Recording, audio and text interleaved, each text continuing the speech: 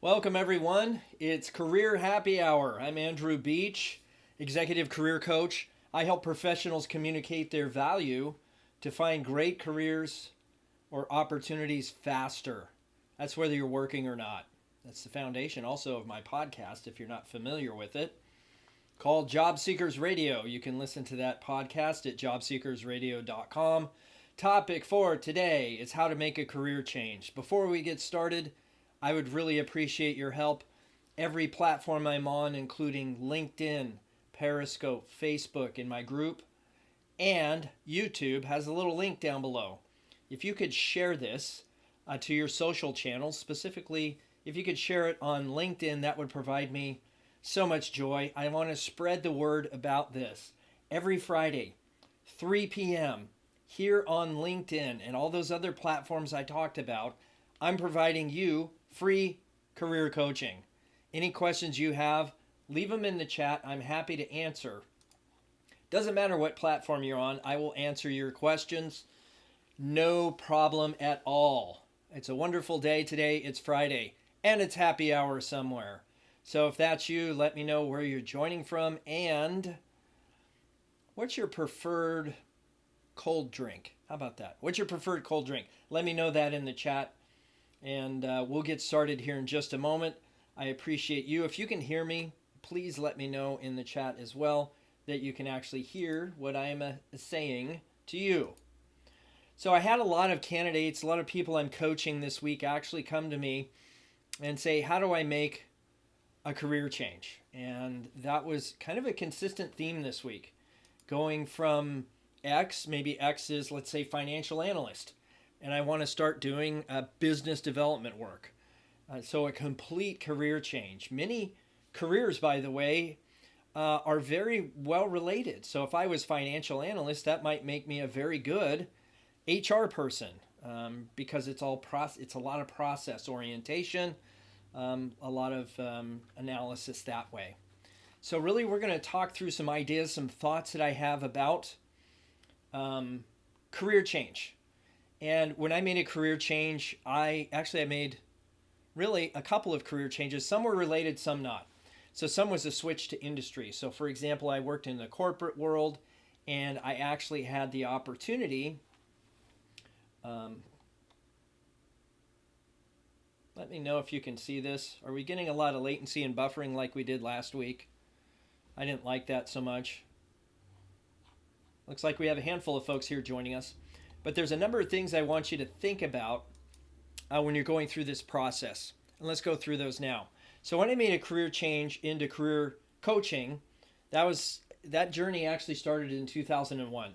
I went through a reduction in force. I was introduced to outplacement services, and that was the first time I'd ever heard of something like that. And but I did career coaching actually pro bono for about a decade before I decided that I wanted to get paid for it. Why? Because I was selling real estate at the time. And for me, that was a career change. I went from the corporate world to starting a business selling real estate or helping folks buy and sell real estate.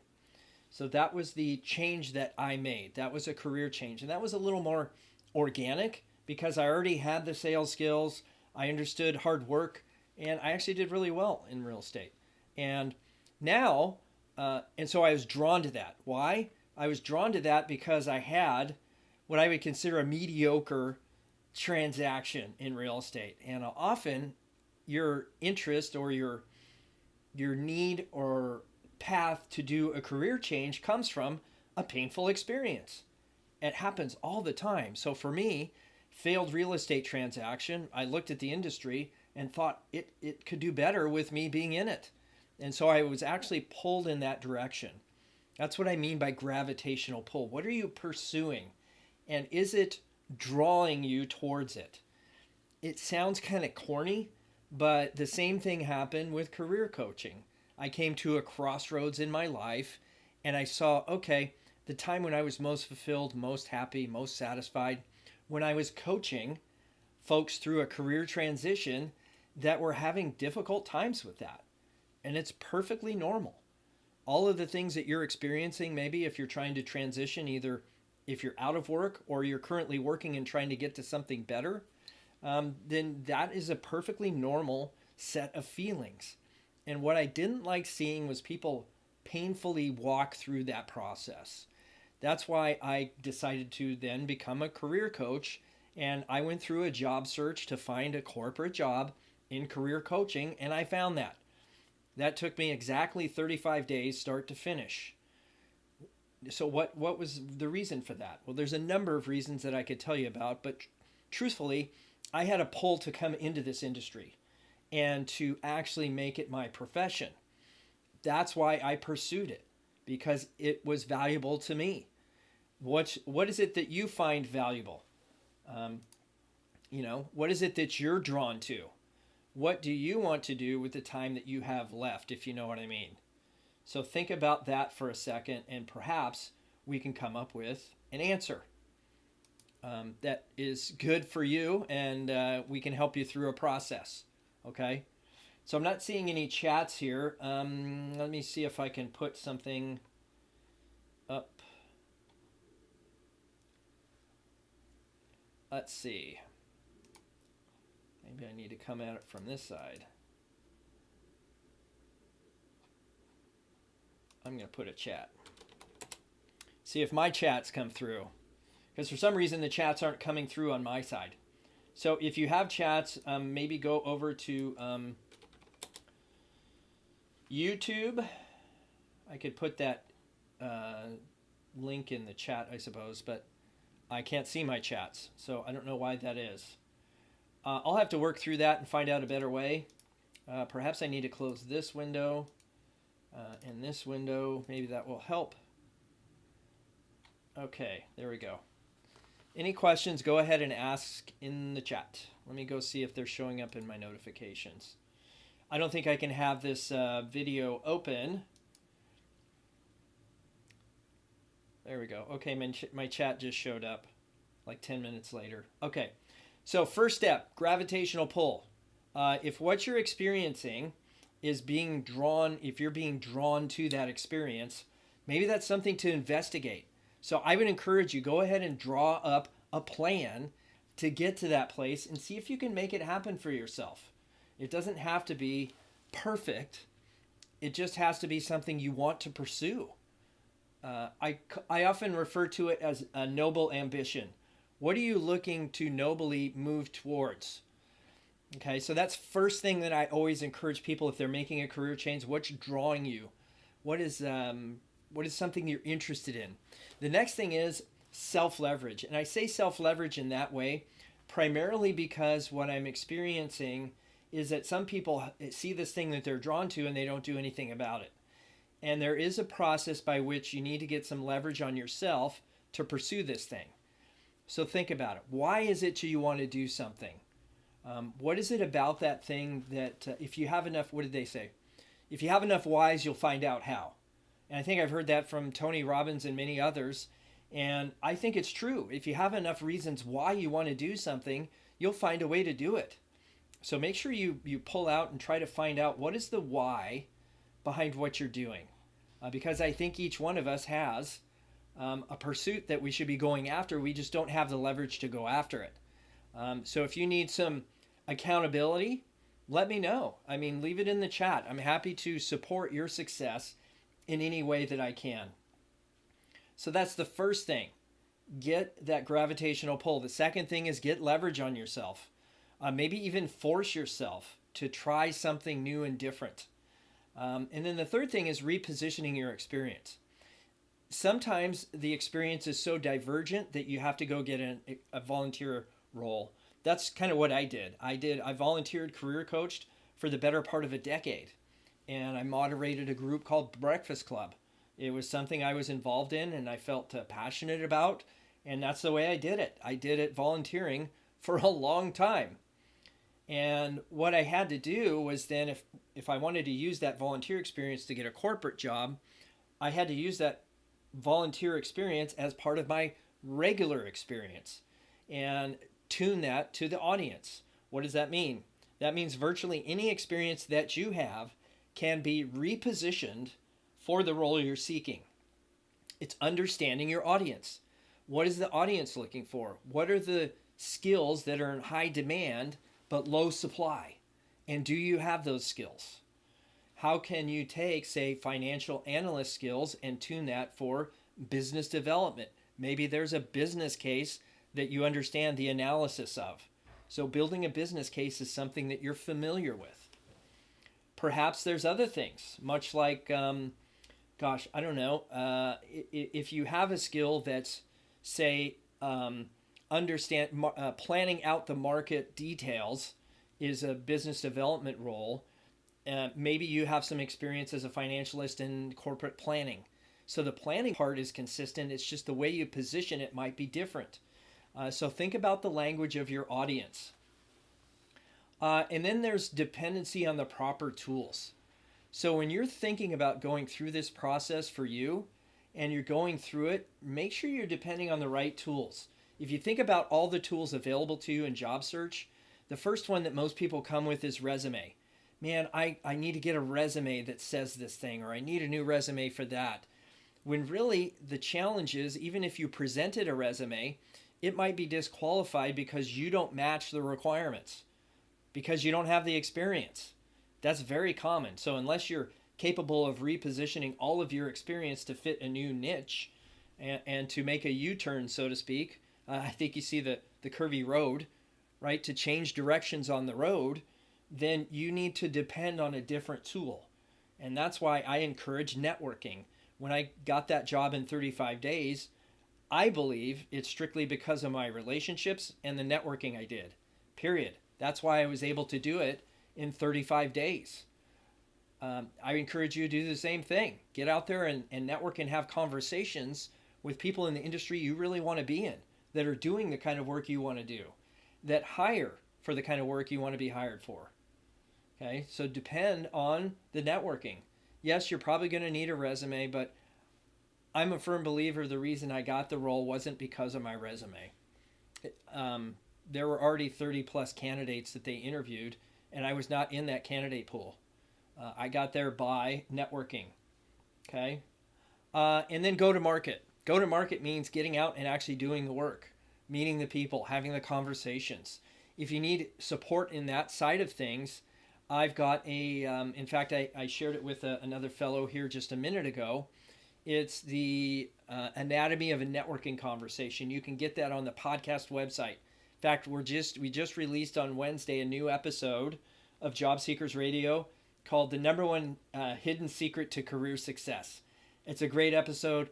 Scott and I had a bunch of fun recording it, and it's kind of a tongue-in-cheek look at some of the titles that you see out there to get people to click on things. But yeah, it's really kind of interesting. So I encourage you to go look at that. The next one is actually likely to be a two-part series because we were thinking about the worst assumptions you can make in your career in general. I think that's something to think about. We had so much fun with it, we actually had to break it into 2 episodes. So I believe we'll make that 2 episodes. So 74 will be the first 5 worst assumptions you can make in your career. So sign up, subscribe to that podcast so that you can get those future episodes. If you have any questions, go ahead and put those in the chat. This is Career Happy Hour. Use the hashtag in your questions, and I'd be happy to answer.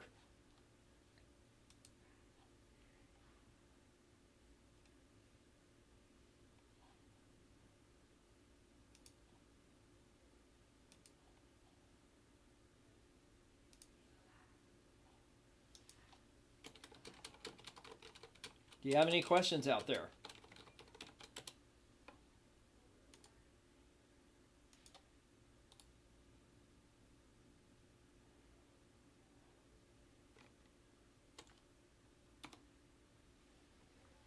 Anybody? Any questions? Let me open this one. Let me try a different browser, see if I can get these questions to pop up. Can't seem to get it to come up. Maybe if there's any, let's see. If there's any technical support people out there, maybe you could give me a hand. Oh, this is great.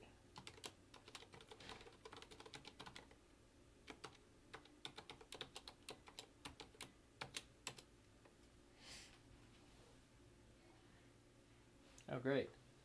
Nothing like two-factor authentication.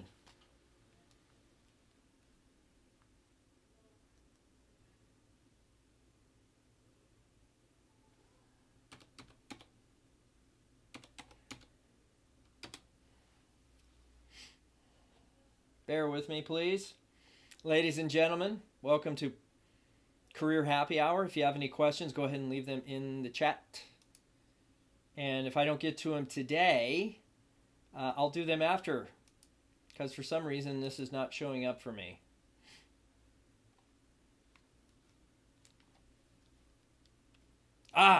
Lisha, thank you for that question. Appreciate that. Looks like we're actually back online here. Maybe I should start using Internet Explorer again. Hi, Andrew. Is it okay to network with HR? Yeah, absolutely. They're the face of the organization typically, not only for internal but external folks, especially through talent acquisition. The talent acquisition folks have a tough job. You know, they're handling dozens of requisitions, maybe even hundreds of applicants per requisition. And so not uncommon that they have a lot of people on their radar that that need support. So think about it that way, is that these people are very busy. How can I support them? If I'm networking with a talent acquisition person, would I focus on me, my resume, and need for employment? Probably not. I'd probably focus on them, the requisitions they're having the most difficult time filling. And unless I'm looking for jobs in HR, then hey, you know, that's the thing. The HR folks are there to support, protect, and in some ways mitigate risk. So unless you're looking for jobs in HR, I would suggest sticking with connections in the operation. Filled out the survey for the free training. When do you expect feedback? Yeah, so I'm still waiting for more responses. Thank you for pointing that out, Lisha. If you're on any one of the channels where I'm broadcasting, there is a link, I believe, in the chat somewhere. In LinkedIn, it's off to the side over here. In the description, there's a link to a survey. I'm trying to collect as much information as I can from great people like yourself so that I can provide you with a free webinar training. I'm really into providing free training for you so that you can get great career success. Thanks for that question. Awesome. Any other questions out there that I can answer? Go ahead and ask.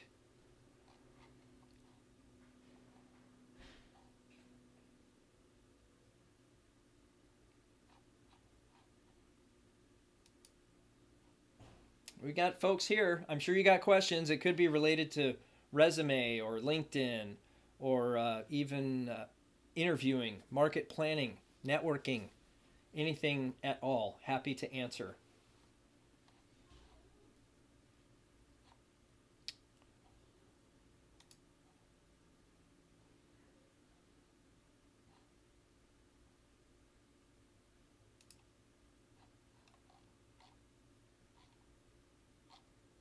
All right, folks. Well, I'll wish you the best this weekend.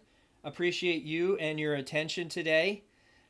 Spread the news. This is free career coaching for you. I'm going to do a better job of trying to get a browser that will actually show me the chats. So thank you for your patience today. And as always, happy networking. Take care.